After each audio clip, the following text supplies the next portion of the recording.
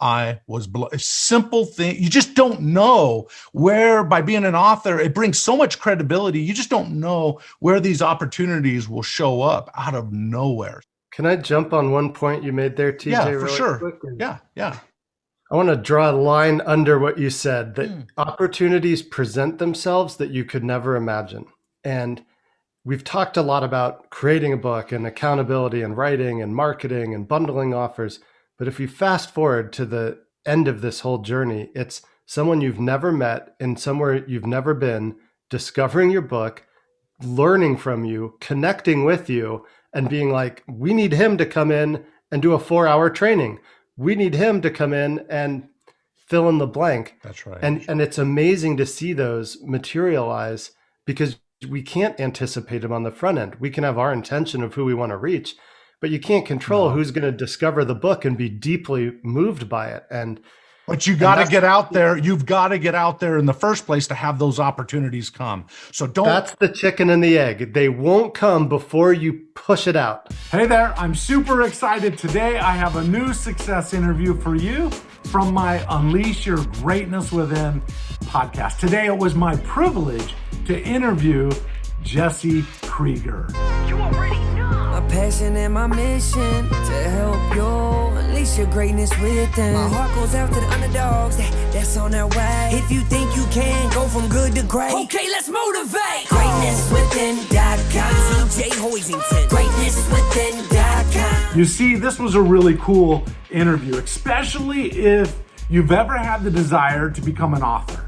I tell you what, this is the interview where we pull back the curtains, we get under the hood, and we share with you insider secrets. We share with you things that most people don't know. You see, Jesse and myself, we are both publishers. We've published other people's books. We both have publishing companies, and also we are both authors. And so we come to this interview with a unique perspective on what works, what doesn't work. And I encourage you to watch it from beginning to end, because we share all the way through great insights that will help you not only become an author, but help you become a best-selling author. And what does that mean? You see, Jesse is the publisher. His press or his publisher name is Lifestyle Entrepreneur Press. And you know what? He's published hundreds of people's books in the area of business, entrepreneurship, and also self-help. That was also a common theme, as we both kind of come from the self-help or business genre, if you will. But let me tell you something. It was really great, as he brought some insights that can help you, as well as me sharing a couple stories that can help bring it alive, if you will, and help you see what the possibilities are. I'm telling you, doors will open for you. Unforeseen doors will open for you if you go through the labor of love to write a book and then launch it properly and then put it out there in the right way for it to be successful and reach as many people as possible. We share all these ideas and much, much more in this interview, so you don't want to miss it. All right, if you're watching this on my YouTube channel, hey, I invite you, subscribe, and make sure that you click that notification bell so that you're notified when I come out with a new success interview like this or motivational message. And make sure, if you're wanting to download the interview and listen to it while you drive or what have you, or while you're exercising or whatever, hey, go to iTunes, type in my name, TJ Hoisington, and the Unleash Your Greatness Within podcast will pop up. I invite you to subscribe there as well. I'd love to have you a part of my family online. All right, listen, without any further ado, let's jump right into the interview. Jesse, welcome to the Unleash Your Greatness Within podcast. Thank you, TJ. I'm excited to be here.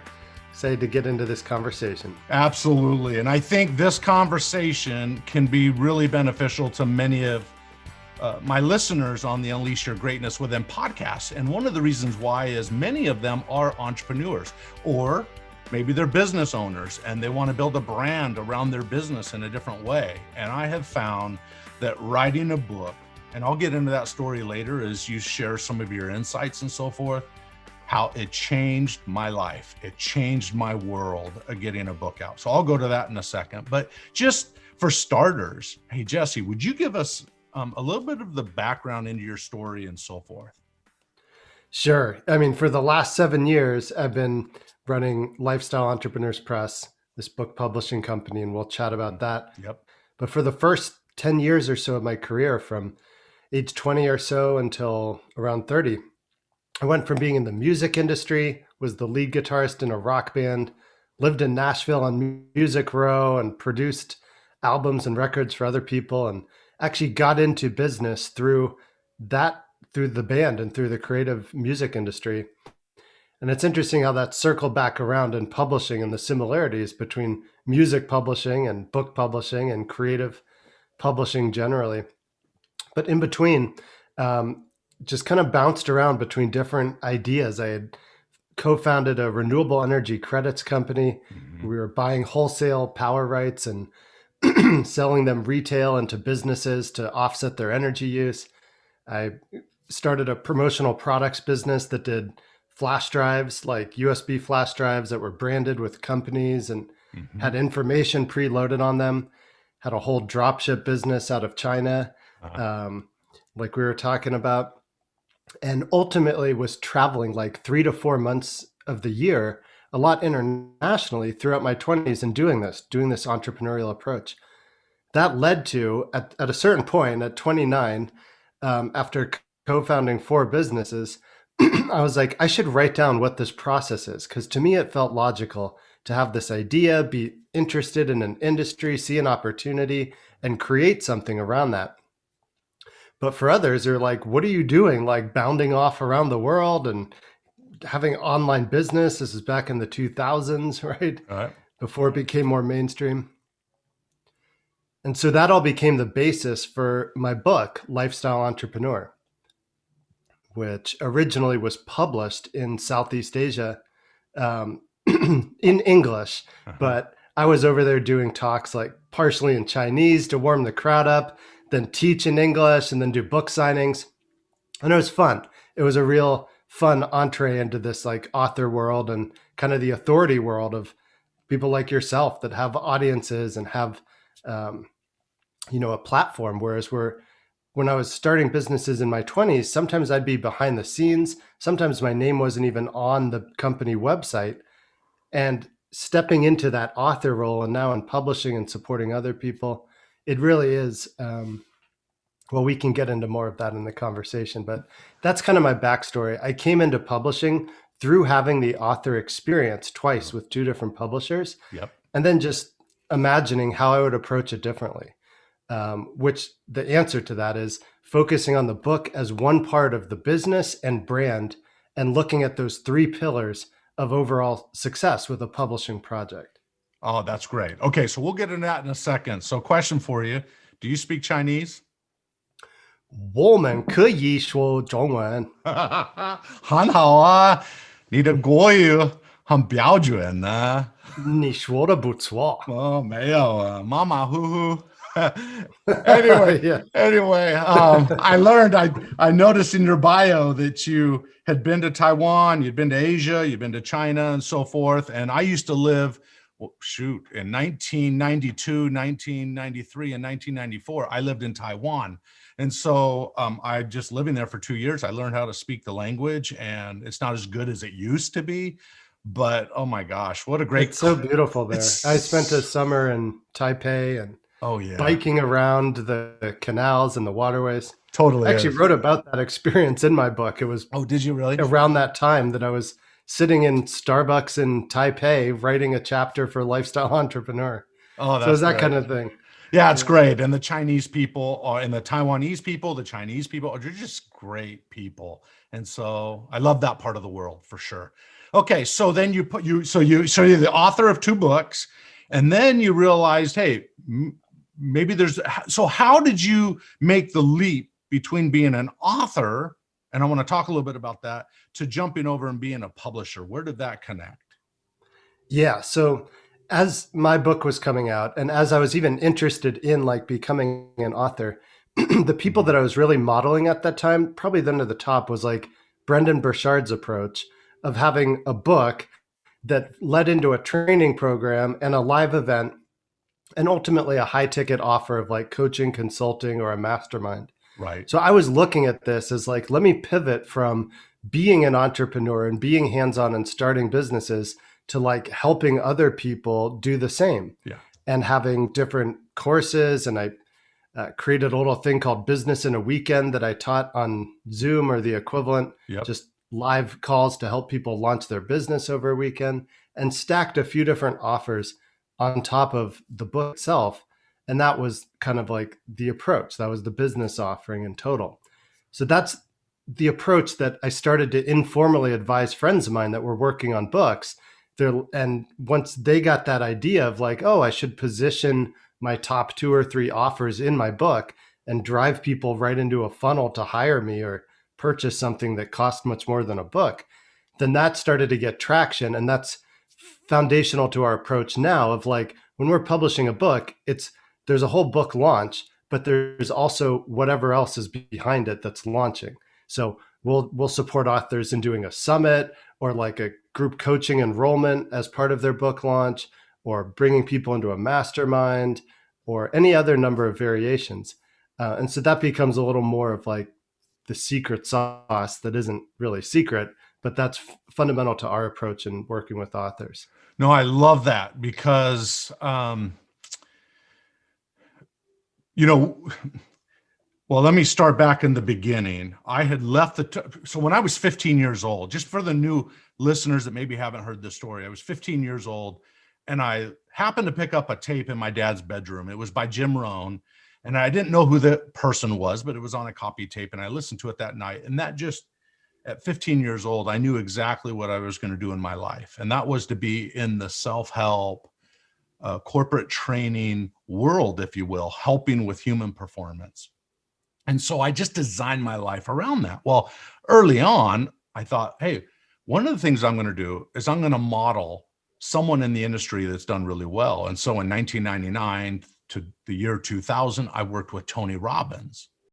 But as I was working for him, I thought, I'm living his dream. I'm not living my dream. I felt like I just kept putting my dream on hold. So the first thing I did was do it a little bit backwards than you, I think, is I left the Tony Robbins organization and I said, I'm going to go start my own seminar. That seemed easy for me to do.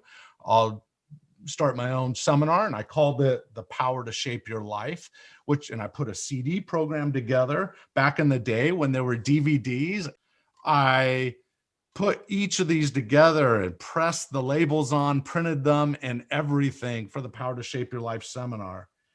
But I realized something, and I wonder your take on this. I noticed that although I had different programs, I had sales programs on CD, I had the Power to Shape Your Life on CD, I had Achieving Success in Sales on CD, and so forth. But I never really felt like I got traction until I almost lost everything. In fact, technically, I happened to be doing a seminar in Idaho, and I left 200 DVD packs that I had put together for the seminar I was doing to sell in the back of the room, and someone broke in my car and took all those. They later found those at a dumpster nearby and so forth. But I realized I really wasn't making traction just on the audio alone. And it wasn't until my back was against the wall that I thought, hey, maybe I should write a book, right? Where you kind of talked about writing a book and then doing a spinoff from the book. What happened in my world was I did the first thing, the seminars and so forth. It wasn't really taking off, but the moment I wrote a book, it seemed like literally a day and night difference in 2004, that it seemed like people started to look at me different. They started to call me an author. There was a certain level of respect that came with that I never got out of the audio programs. And it was from that point, the moment the book came out, within a couple months, it became an international bestseller and almost sold 100,000 copies in the first year.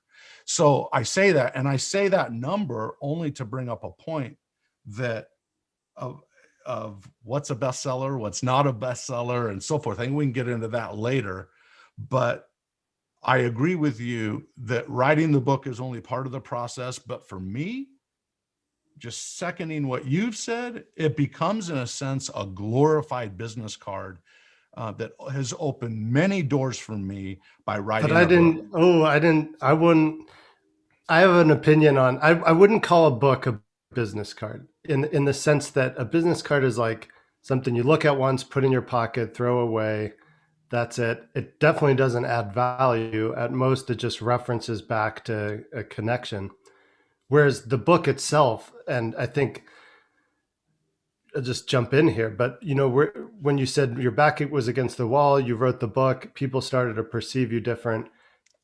That's a familiar storyline in the sense that like being an Yep. author is sort of on par with being a PhD or a CEO. And if you look at like the news or TV shows or talk shows, most people are introduced as either best-selling author of, Yep. or doctor so-and-so, or like founder and CEO of a company. And therefore that book and that authoring process is becoming an authority because the root word of authority is actually author. And so it's our opportunity to author the topic and area of expertise that we're really knowledgeable about, and in a way that can be shared broadly at a low accessible price. And that creates the mass market effect, whereas the other programs and the escalation are, you only need a small percent of the people that like your book and want to take the next step to make that whole equation balance in your favor, right? No, that's a good distinction.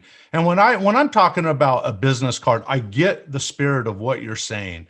When I'm thinking of a business card, I'm thinking it literally became a door opener. So business card may not be it, but it just allows me, because I would like to have your take on it. The actual money made on a book is a fraction, in my experience, and the people that we've published. And so we have a small publishing company as well, and we do really specialized and unique stuff. Landed a book on the New York Times bestseller list and so forth. But one thing I have found, it's the money you'll make from a book, in my experience, is a fraction of the money you can make with all the other bells and whistles, and it will open doors that you otherwise could not open doors with. So that's why I say golden business card. Anyway, I would say, I think you're right on with that, TJ. I think in my case, at least, selling thousands and thousands of books, first in Asia and then later more in the US release, turned into thousands and thousands of dollars.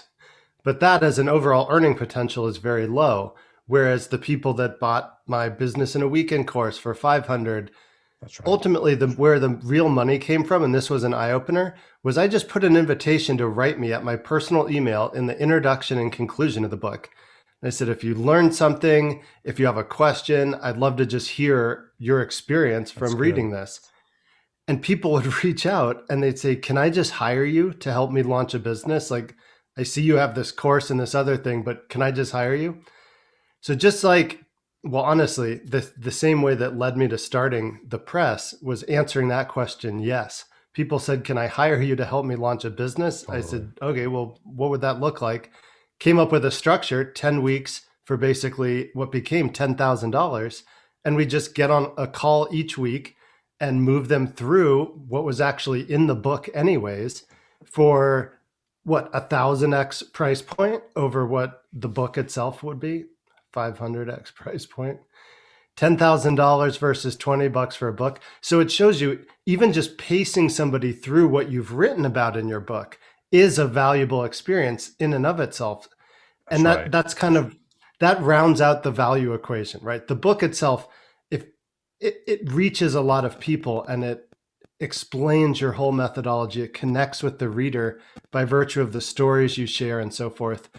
And it sets them up perfectly to know they want to work with you, right? Those people, in my case, like I just said, that were reaching out, they were writing knowing they wanted to hire me, not that they were shopping around for someone to help them launch a business. They're like, can I hire you? And so that's the opportunity that's available to everybody through publishing. So what advice do you have with someone? Let's say there's someone listening to this that wants to write a book. What are some of those pieces of advice, so secret sauces and so forth? What advice do you give people? I think if they were just starting, yeah. Yeah. If you're thinking about writing a book and you're listening to this now and just thinking, "Ooh, I want that experience," that is the indicator that you're meant to go in this direction. You're basically meant to do it. And a lot of people just sit on the fence of like, "Oh, that sounds so interesting and I'd love to write a book, but I don't know where to start." Well, that's where you start. Yeah. Is knowing that you want to do it and then deciding, all right, I'm going to take action and start to make this happen. And that catalyzes the process that brings in resources like what you provide and all the training and things like what I do and many others to support authors through that whole journey and help frame what it can look like, what the opportunity is for you, especially in this case, nonfiction type of book, on how that can set you up for the next 1 to 3 years in your career and in your industry. Totally. And what's great about the type of books you publish, the type of books I write in that entrepreneurial business, self-help type world is it's what I call evergreen, right? The great thing about those books is that even though my book was originally published in 2004, it still sells well today. It still opens doors into companies today that have me come in. And that's one great thing. It's amazing, right? Because if it's principle-based information and content, meaning it's the distillation of years of experience, that's still going to be good next year and the year after that and the year after that. And that's the real long-term value of a book. There's, the shelf life of a book is essentially eternal. It doesn't go bad. It doesn't need to. You could date a book with how you write it, but the best books, Marcus Aurelius, 2,000 years ago, still just as valuable today. No, that's really good. That's a very, very valid point. Oftentimes people, when they find out I'm an author, or maybe I've finished speaking and they ask me to sign their book or whatever, they'll ask you, I've always wanted to be an author. I have this great story. This happened to me in the past. And I'm always find myself coaching people away from writing a memoir and writing a book based on principles. And here's what I say. You want to base your book on timeless principles and then weave your pieces of your story into that message. But if you start from a memoir and then tie in a few principles that are relative to your story going the opposite way, I don't think it won't be a successful book unless you're a big celebrity or a big household name. A memoir, I don't think, in my experiences, I've worked with people, is not going to have the same pull as really articulating a message, whatever that message is, that's based on timeless principles. Any thoughts about that? Yeah, I think you make a great point, and I'm really glad that you brought it up because, well, actually, my experience kind of came from the opposite direction of when I started writing. I had just started my business and sold it 18 months later after generating 600,000-700,000 in sales, and I was like, I need to just write down what it was I did from idea to. So I started with a how-to manual. I started writing the detailed process. And it was actually my publisher, the first publisher I worked with, that said, why don't you include some stories from your life? Why don't you have an interesting story? Why don't you share some relevant aspects from your other business experience? And that was what helped me expand out to making it a more personable approach. And your advice just comes at it from the other direction. If you're starting thinking of a memoir, think of what would somebody buy to help them solve a problem, achieve a goal or a solution in their life, and be entertained in the process. And that's where your story comes in, is 100%. Making it a good, compelling read towards an end that readers in general would want to buy a book for. And you can look to your own buying habits as an indicator of what do you go hunting for a book on when you want to learn something or solve a problem or lose weight or solve a health issue. Start to think from a reader's perspective instead of, I've got this great story, I've had so many life experiences, I've got to share it with the world. And make it more directive in terms of what you can help somebody accomplish, achieve. I mean, is that reflected with your experience too, right? Oh, 100%. I mean, and if you think you can, right? My first book that I ever wrote, and I wrote it, by the way, in the backseat of my car, because I lost everything financially, and then it just took off. That's not everybody's story. That's my story. But I tell you, I started with the principles, the common themes of high achievement.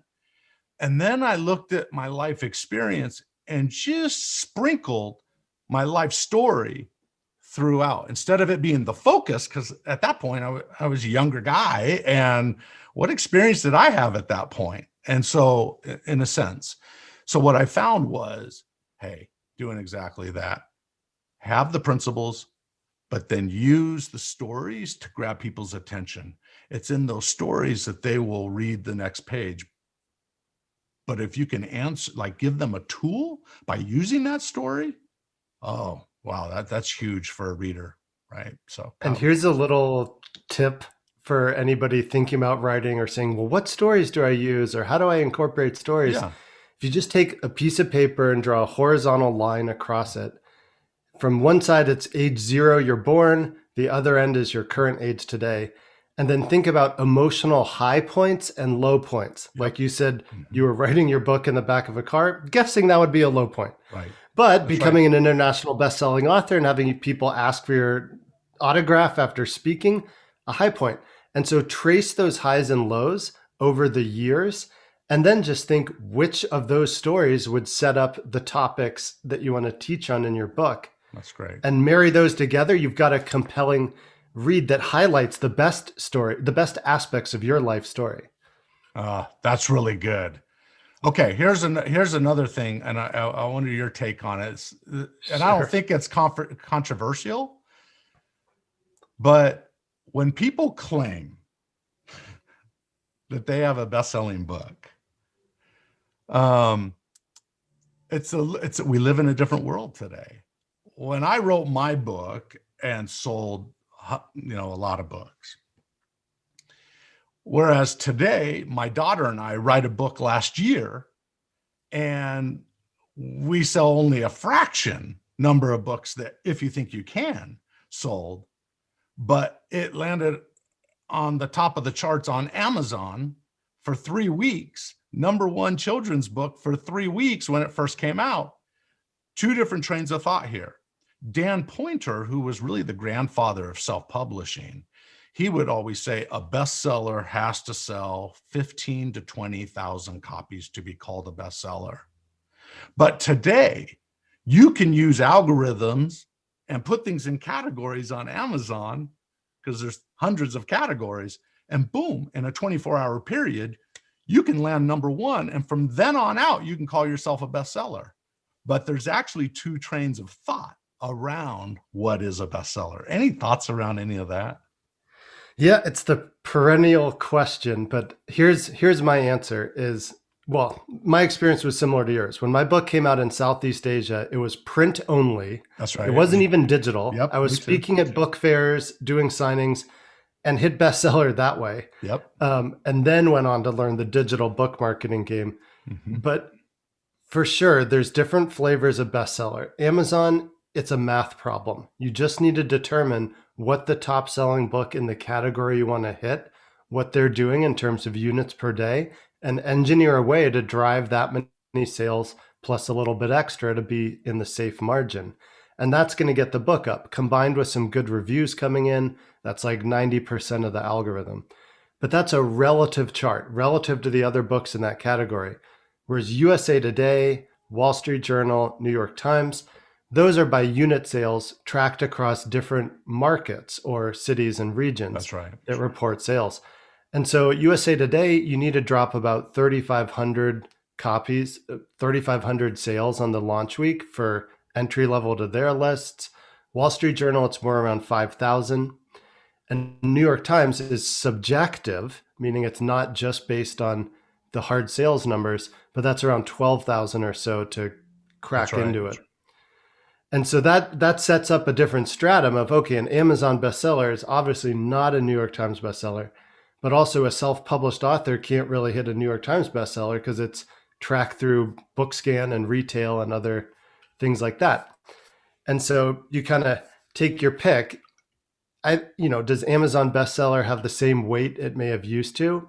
Probably not for the same reason we're talking about. Right. But I would say USA Today or like if you're number one in a huge category, like number one business book on Amazon, as opposed to like a subcategory, that's a big deal because that's selling hundreds of books probably in a day. Yeah. Right. So the fact is Amazon's now like 50% of the business. So they're not just like, ooh, an Amazon bestseller.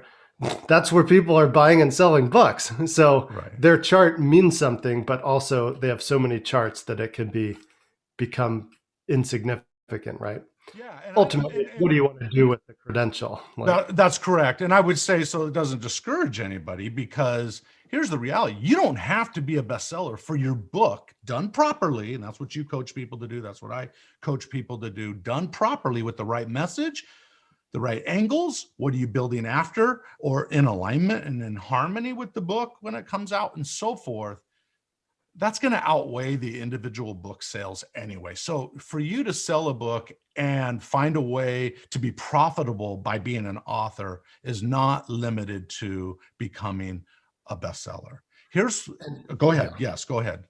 Yeah, to that point, there's some creative ways to sell a lot of books and make good money doing it. Like, we'll regularly create pre-launch campaigns where we're saying, if you buy 5 copies of the book, you'll get this bonus. If you buy 10 copies, you'll get that bonus. All the way up to buy 250 copies, and the author will do a keynote for your, executive team.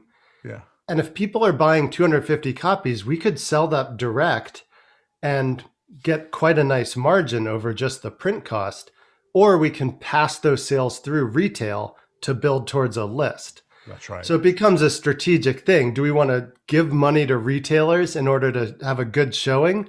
Or do we get the sales and get the business opportunities that get your book into people's hands and capture as much money in that process as possible? The right answer tends to be, as always, a mixture of both, depending on the strategy. Yeah. Yeah, that's really important. I think it's important to set the expectation too. Rarely does a book sell on its own. Like, you don't launch a book, it has a good week because you put a lot of energy into a launch, and then you sit back and just expect royalties to come in or profits to come in and so forth.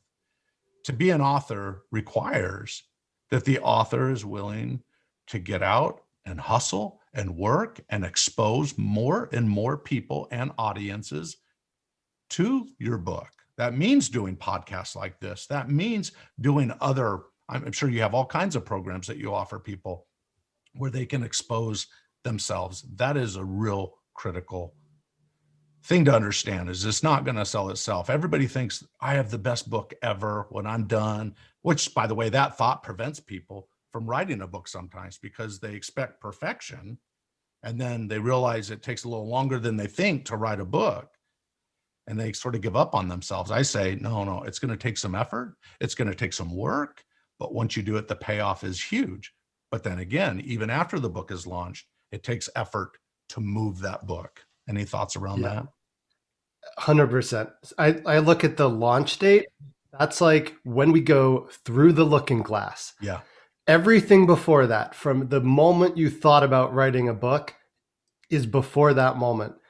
On the other side of it is when your book's actually available to the general public on an ongoing basis, essentially forever. Right. And so that's a big inflection point. There's a whole strategy around building up to and having a good launch and placing in bestseller lists and accumulating pre-orders. And there's a lot of the game that's played there. But once it's out, you're right. We also need a strategy to drive continued interest, engage people with the content of the book, and ultimately deliver the value in the book in different ways through different channels to keep that book top of mind.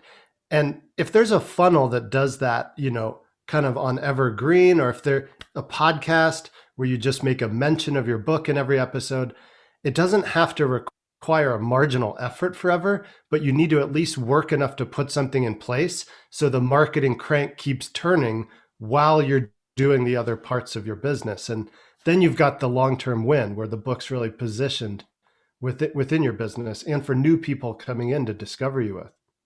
Love it. That's really good input. I do a lot of speaking, I mean, frankly, the group speaking with COVID has changed a little bit or a lot. Yeah. But if you were to look over my years of being an author, right, I've given a lot of speeches. Here was a little nugget I don't think I've ever shared publicly. But oftentimes I would get up at the end of my presentation, depending on the organization I was at. This is not always the case, but there were sometimes I'd give speeches where they would allow me to have books at the back of the room. And I would say, listen, you can get a copy of my book here tonight at a discounted price if you make a decision tonight for $10. But if you buy 2 books, I will give you a third one for free. And I tell you what, my income doubled when I did that. So what I would like you to pivot and go into is what's the difference from traditional publishing versus hybrid? And are you defining hybrid as more self-publishing? Is that what's hybrid? It's the third rail of publishing. So Okay. the self-publishing, I think we're kind of clear on that. Traditional is you write a book proposal, get a literary agent, shop your idea around to get which takes a lot of time usually to get correct. Right. Okay. And the main difference between traditional and hybrid, which I'll describe next, is you're selling the rights to your story or to your idea, to your book, in exchange for that advance. And that sets up the relationship. It's not good or bad, it just is, but it's good to be clear on what it is, because then your job becomes sell a bunch of books to earn back the advance you got to the publisher. And you have to be careful if you go that route on how much creative control you may or may not have. That's right. There's a lot of stories of publishers changing books and then shipping, and the author's like, what? I didn't. So anyways, that's a little bit on the traditional model. What's different with hybrid, I call it independent publishers like ourselves, is we have distribution. Yep. We have distribution partnerships, same market access as a traditional, but with a more hands-on approach to working with our authors. And that's the biggest difference. We're more of like a author services or a boutique concierge service for our authors. And our distribution partner, Ingram, in our case, ours too, handles all the retail. Exactly. All the moving parts of printing, shipping, distributing books, and accounting for them takes place on that side of the aisle. So traditionals have that in-house. Traditionals are also each traditional publisher is a subsidiary of a multinational conglomerate. Right. And so an independent publisher, we don't have an editorial bias. I'm not telling authors what to say or what to write to fit our publishing narrative, so to speak. And that's another difference that is very important to some people. I think it's important to me to have an independent, unfiltered voice to amplify our authors. Absolutely. Yeah, that flexibility and that relationship, you as a publishing professional can actually coach someone through, like simple things. Most people don't know that in order to sell a book in bookstores, to even have a chance of becoming a New York Times bestselling author, you're going to have Ingram. There used to be Baker Taylor as well, but Ingram, you've got to be in their database, and it's not necessarily easy to get into their database. But once you work with someone like you or with us, you can get into their database, and it's them that can get into all these brick and mortar stores. They can get into the big chains and so forth, where you individually would have a tough time doing it. In fact, some stores won't even look at you without having Ingram or a distributor in place that they already work with. They already have a relationship with. Yeah. Here's probably the biggest benefit of working with a publisher. This is true for traditional or hybrid, but this is where we really focus, is when we set the future release date. So like, right now it's just turned into March and we're scheduling books into the fall of 2021. And in that time between now and the fall, so 6 months out from release date, we're lodging as many sales as possible. We're driving as many pre-orders through those retailers. And what that does with us as the publisher and Ingram as our distributor, we're getting leverage like 3x, 4x the orders from retailers based on the pre-sales. So however we're driving pre-sales, that's our focus. And if we drive 1,000 pre-orders, we could pick up a 4,000, 5,000 book order. And that becomes a big increase over if you were just self-published, you sell 1,000 books, you sold 1,000 books. So in a publishing scenario, you're driving pre-orders to get buy-in from retail, to get bigger orders and more support for them to feature the book and help you sell your own book, right? And so that's a big thing that you said in the beginning of this, that we'd peel back the curtain. Nobody really talks about the inner workings of publishing in this level of detail that I see, but I'm happy to share that multiple is where a lot of the game is played. Like, how big of an order can we get going into the launch? That's really good. No, go ahead. Do you have another thought about that? No, that's it. Like, if you follow that strategy in a nutshell, it's really driving through whatever means, like bundling up your course if you buy 5 books or 10 books, selling off a bundle of one-on-one consultations if people pre-order 20 books. However you can log a bunch of sales in advance of the launch, that gets on Amazon and other retailers' radar to say, wow, we've got to order at least 500 books because people ordered them. We should order 3,000 to keep up with the demand. And that illustration is that on-ramp before we go through the looking glass. Then we just got to make sure that all those books actually sell through to the end customers, and best case scenario, they keep reordering. And so that's kind of the setup to have a bigger launch in partnership with a publisher versus a self-publishing approach. Like, it's ready. All right, hit publish. Hey, guess what, everybody? My book's out. That's right. That's good. That's more robust. That is literally helping the client of yours or whatever really, really launch it properly, which can make a big difference, because I don't know what the current number is. A couple of years ago, I was noticing the number of books, new books coming out every year when you consider self-published, hybrid, and traditional, was over 500,000. This is a few years ago. It was over 500,000 books a year. So you're in competition, depending on your field, you're in competition with a lot of other books. So how are you going to stand out? And by the way, I would say you can write the best book in the world, the best stories, the best flow, the best, I don't know, all these different things. But if you don't have the right strategy for launch, if you don't have the right strategy for ongoing, aware, like letting your market know that the book is available, eventually, I think only a small percentage of books will kind of create a life of their own. But by and large, you've got to do the work. Well, there's something to say to that. Like, the books that take on a life of their own, I find, become category leaders. So, like, we published a book called The Concussion Repair Manual.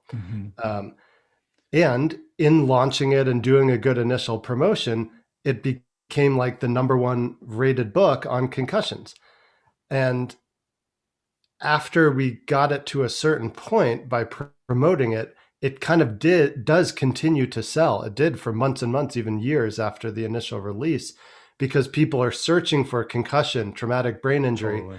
And to be a top ranked book that also shows well, it's got good reviews, it's got a great title listing. So when people are actually looking for information, in this case on a concussion, we've got like a best in class book, and that can drive sales passively ongoing.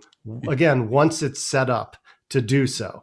That's and right. and that, if I may, there's Yeah. a point that I think we're both talking around that's so important here. It's like, just writing a great book, it's almost there. People think if I just write a great book, then all these things are going to happen. And they can, but if you write a great book and then drive at least a bunch of sales, if not a massive amount of sales, then you'll get all of the partnerships, the opportunities, and you just see it through that extra little bit to really push it out there initially, and then you get all of the results. I've seen a lot of authors lose steam going into the launch because they've worked, they've edited, they've marketed, there's a lot of stuff, right? But I try and tell them, just go a little bit further, and then you start to see those results come in, and it really recharges the tank. With the authors you've worked with and the books that you've published, now everybody's different, but how long have you found that it takes people to write a book that have never written one before? Let's set that expectation too. Yeah. If you're really focused and you have a plan and you can work a plan, 3 to 6 months is, in my opinion, realistic to create the base of a good book. Really good. Um, you could do it faster. We have an author that wrote a book in 30 days and he, kind of beat himself up in the process, but it was interesting. I wouldn't necessarily recommend it. Right, me too. But if you can give yourself that amount of time, in some cases it can take closer to a year. But some of the parts move in parallel. So there's a couple schools of thought. Either write the whole manuscript, get it pretty dialed in, and then start having publishing conversations. The other is find the right publisher, get that partnership, and then we'll create accountability and support through that writing process. Because if you know that there's a publisher waiting and we can hold the due date for the author, it helps get it done. So either one's fine, meaning write it and get it to a place where you like it before you start to share it, or find the right partner and align on the vision and then create the accountability for the writing part. I love that accountability piece, because it can become kind of everyday writing, getting writer's block, not knowing what to write next, right? It can get a little bit frustrating. So for someone to hold you accountable will help. It took me, because my back was against the wall, I was able to, and I had been giving speeches for 5 years at this point. So all the fertilization had already happened for me to write If You Think You Can. Took 2 months in the backseat of the car. That was fast. When I wrote Return to Robinson Island, the first Swiss Family Robinson book in 100 years, and you can verify that on Wikipedia. Anyway, yeah, so that's a 416-page book, and it's fictional, which I'm mainly a nonfiction author, but that was a left-wing fictional book that I kind of had an idea on, and I wrote. It took me a full year. I took a sabbatical almost for a full year to dial that one in, and so for anyone thinking it's going to happen overnight, that's probably unrealistic. Give yourself some time, but be consistent. It would be my piece of advice. Find a niche every day to write at least something, even if it's only one paragraph. Be consistent at doing it, because oftentimes you'll have great ideas come to you at night. You'll wake up at 1 o'clock in the morning with an idea. Make sure you have a little mini recorder or a journal or something next to your bed that you can just quickly chicken scratch that note so you don't forget it by the morning. I found that to be really useful for me, so that I can capture those ideas when they come, because you never know. When you start dwelling on something and something is filling your mind, all kinds of ideas are going to come to you at any moment. And the great thing with our mobile phones now is you could just hit notes and then record something or whatever, and you can document it. So get in the habit of documenting all your thoughts. You can arrange them later, document them now. Any thoughts? Yeah, I love that. I mean, just having a writing practice will help you become a better and better author. Like, that's right. I fill up, this is a 100-page journal. I filled it up in the last month. I just started a new one. Love it. And I may not even use anything in there, but I have an outlet for the ideas and thought processes that I'm going through, and just writing them out is in itself a valuable thing, because that's one step away from having content that you can use in any shape or format. And I want to just build on something you said, TJ. It's so important. Like, either be consistent if you're going to work the process on your own, or build into your author game plan, finding the right community and accountability, because otherwise it's so easy to kick the can. Oh, I'll just work a little bit more on it, but I don't need to finish it, call it done, and ship it, because I'm still working on it. Yeah. Whereas if you've got a publisher and you say, all right, are we agreeing that April 24th, I'll have a manuscript in my inbox? Yes, I agree to that. That's a different thought process. It totally is. Each day when they're sitting down to write, looking at that deadline and knowing it's coming up. And that's available for any author, even in just a Facebook community, an authors group, whatever. Right. But having a partner to hold you accountable in that stage of the writing process, so valuable. Love that. And resources like your podcast, and of course, Well, shows like well, this is it's like it's called Parkinson's law. Parkinson's law will fill whatever space is available, right? You'll have a brand new closet done, made it, built in your home. In a matter of time, it'll be filled with something. Your hard drive on your computer will eventually be filled with something. You have to go clean it out, right? It's Parkinson's law. By putting a date out there that you're moving toward and then tracking it back with a strategy, hugely effective. Make sure that you apply. That's a great. Thank you, Jesse, on that. Okay, as we start to wind down, there's so much we could go through. Tell me how to make $10,000 before the book hits the shelves. Is that what you're talking about? The pre-launch stuff that you're talking about? Have you helped authors make some decent income before the book even is available? Is that what you're saying here? Yeah, my team and I have worked with and coached and even run campaigns for well over 100 authors to do a pre-launch campaign, which, like we're talking about, the pre-launch, the strategy is let's create 3 or 4 bundled offers, price points around 100, 250, 500, and $1,000 that represent whatever it is that you do professionally and what you can and are willing to offer. So $100 could be a digital training, 250 could be a one-on-one call, 500 could be a month of group coaching support, 1,000 could be like something good. But then when you announce the campaign, hey, I'm working on this book, I'm making it real, and here's this campaign with a few different fun ways for you to play and support this book, plus get some exclusive bonuses that are only available for a limited time. So we're helping create that kind of an offer where they can announce their book, be excited about the book, but also pick up sales or people investing at higher price points. In other words, we're helping them get clients and create that container where now people have invested, they've pre-ordered the book, one more layer of support to make sure that they get it done, right? And so our goal is to fund $10,000. That's our barrier to entry to publish an author, is if they agree to fund 10,000, then that covers all of our side of the working relationship. But there's a platform where people can run their own campaigns and self-publish, and the approach would be generally the same. But we could link up. I've created a free training called 10K Before Launch that outlines this process. Is there a website for that? Yeah, it's actually 10kbeforelaunch.com. Okay. 10kbeforelaunch.com. And we could link up, I think it's my.10kbeforelaunch.com is a free 4-part training. But otherwise, I think it's pick your own price. So you could drop $1 in and get that course at 10kbeforelaunch.com. Okay, great. We'll make sure we put that link up so people can find it. And by the way, what's your website as well? Oh, lifestyleentrepreneurspress.com. Lifestyle. Kind of a mouthful, but it's easy to click on a link.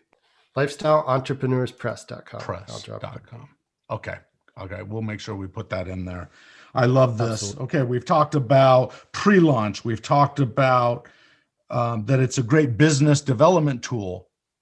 And I stand by that 100%. It has opened so many doors for me that allow me to bring all kinds of my comprehensive high performance trainings into companies, from small businesses all the way up to the United States Army and Air Force, all the way up to Fortune 500 companies. It's just amazing. But the key to that is making it less about me and more about principles that can actually help people succeed or organizations succeed. So make sure that. But even what you just mentioned, Fortune 500 companies, organizations, military, government, the book to them, that is a credibility indicator. Yeah. Right? If you literally wrote the book on it, that's who they want to bring in to train their staff and their team.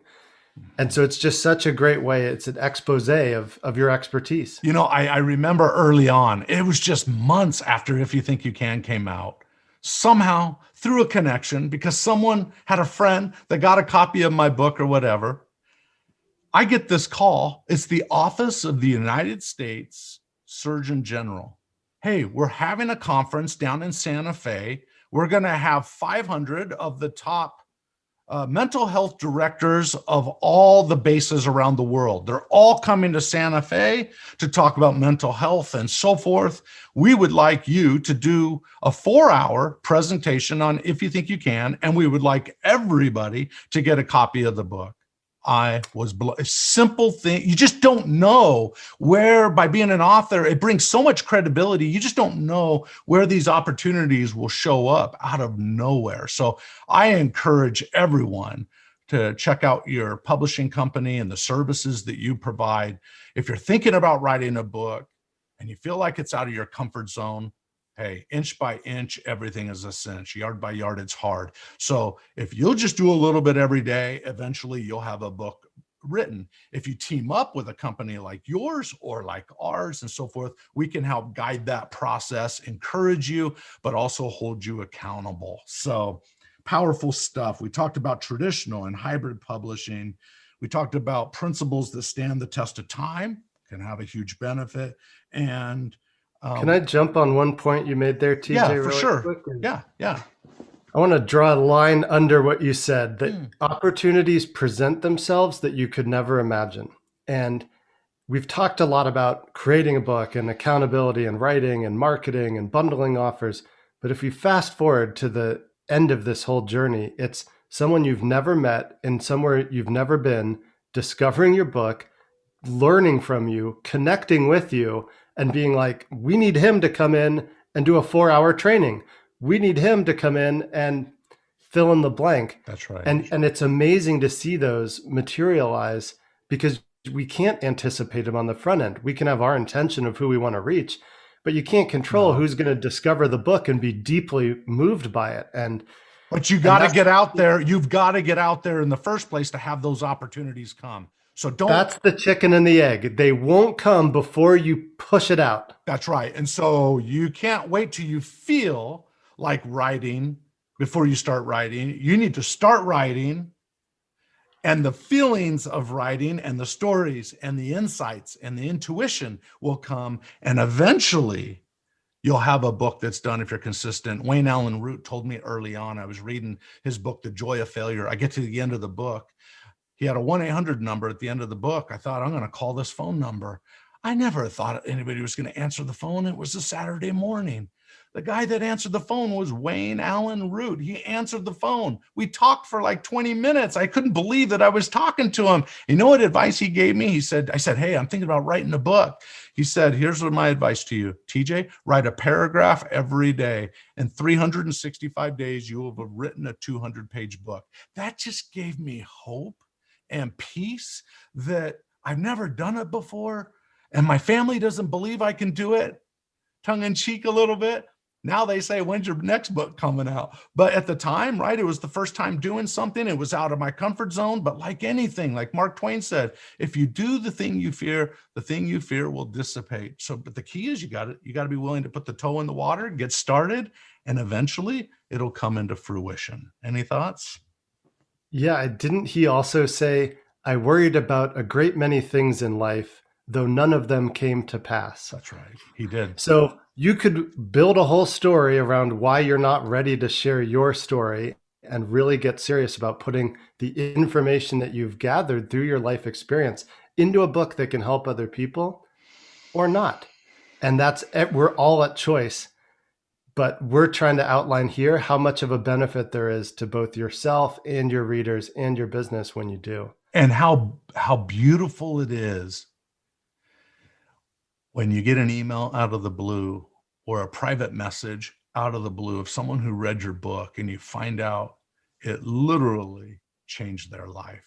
Like literally they were at the end of their rope and your life gave them hope and inspiration. That means much, much more than any of the accolades or any of the big speaking engagements and so forth. It's if you have a story and your heart is saying, I have a message to share, hey, get some help. We can help you get there. Of course, you could do it on your own. But if you want to move faster and you want to be successful at doing it, team up with Jesse's company, come to our company. Let's help you get where you ultimately want to go is what I'd say to the audience. Any last words? Now, this has been a great spirited conversation. I love talking to other authors and publishers, people that are in this space. It's kind of a black box. Not many people understand it. So I hope we got to peel back a few layers and give you a realistic look of what it's like to write and publish a best-selling book. That's really great. Give your website one more time, will you? Yeah, we're at lifestyleentrepreneurspress.com. You can do a search for me, Jesse Krieger. You'll find a bunch of resources for authors and ultimately find your way to learning more about our publishing if you're interested.